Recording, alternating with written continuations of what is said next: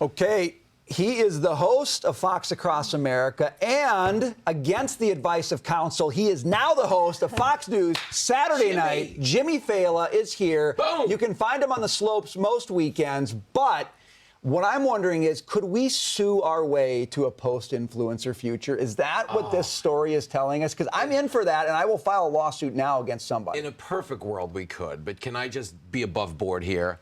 I agreed to come on today before I knew Riggs was back from maternity leave. So Well, this is thanks, a little bit of, Jimmy. I'm kidding, I love you. That was Good to see you. intentional. That was an omission. Congratulations. I'm Thank kidding. you. Okay, I take enough shots at myself. You're going to be fine. Don't worry about it. Nobody, for two reasons. Okay, yes, we all find influencers annoying, number one. But number two, you also don't want to be on the mountain with a bunch of people who can't even Bingo. ski. If you want to do that, invite me. I'll come by for free and drink eggnog in your lounge. But this is a point people need to realize about influencers, too.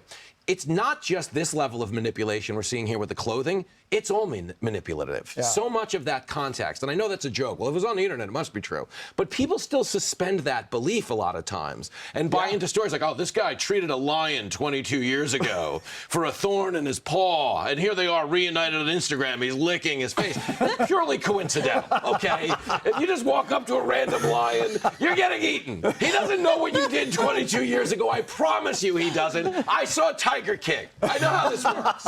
I want to talk about manipulation because we've talked a lot about how out of control some of this tipping is. Take a listen to this.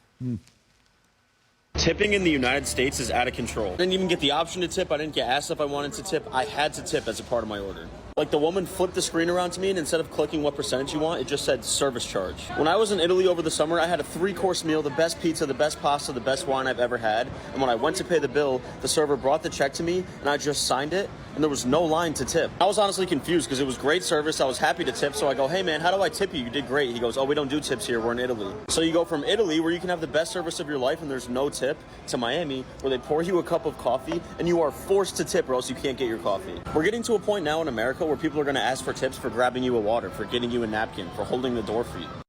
Do you agree? Yeah, no, we're there. Kinda true. To his analysis, though, it's somewhere between Rome, Italy, and Rome, New York. Okay, meaning how we're supposed to do this?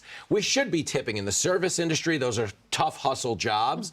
But he's right to say, and this is why it's happening and no one realizes it, it's because everyone pays by credit card now. Okay, this can't happen if you're handing somebody cash. They can put out a tip jar, but you're not forced into that stare-down situation that he just described, where they turn the screen around and you're like, well, what are you made of? I hit I hit no shamelessly. Yeah. If it's for service, I pay for service, but for a coffee, shamelessly, I kind of just feel like no. It's infuriating. I went to a CVS in D.C. where, by the way, all of the items are behind a cage. Yeah. Right. Like the deodorant's behind a cage, and then I'm paying, and now I'm in like this tip you scenario where I had to fight to get the product. I couldn't even take it to the register, so I stole it. That mug in front of you, by the way, is Taylor's tip jar. Just so you know, that's not there for Well water. said. That's funny.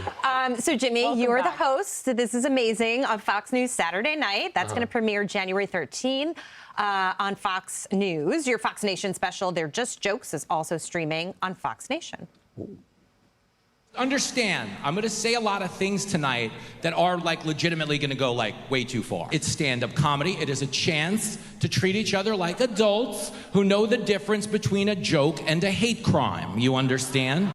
Plus, you've got a new book coming out January 30th. You have a lot going on, dude. Okay, it's called Cancel Culture Dictionary. Tell us a little about that. Well, first and foremost, we do have a lot going on. This is amazing, but this publicity isn't good because I owe a lot of people money. Okay? I was a bit of a gambler growing up. I'm like, hey, can we take down that billboard maybe, or put the logo up instead of the face? Cancel Culture Dictionary is an attempt, okay, a good faith attempt to readjust society's compass, because I feel like we're fighting a lot of the wrong battles. And what I mean by that is, in the age of outrage culture, we're policing sources of joy for sources of grievance. Hey, that joke should be punching up, not punching. It's a joke, who cares? Hey, that movie should, just go there to have fun. We need these outlets to unplug, and when we make them political battlefields, we all lose. That's the premise of the book. I grew up in the 80s where my white parents yelled at me for eating too much ice cream. Now my Ben & Jerry's ice cream yells at me for having white parents. True. Okay? We're doing it wrong, you guys.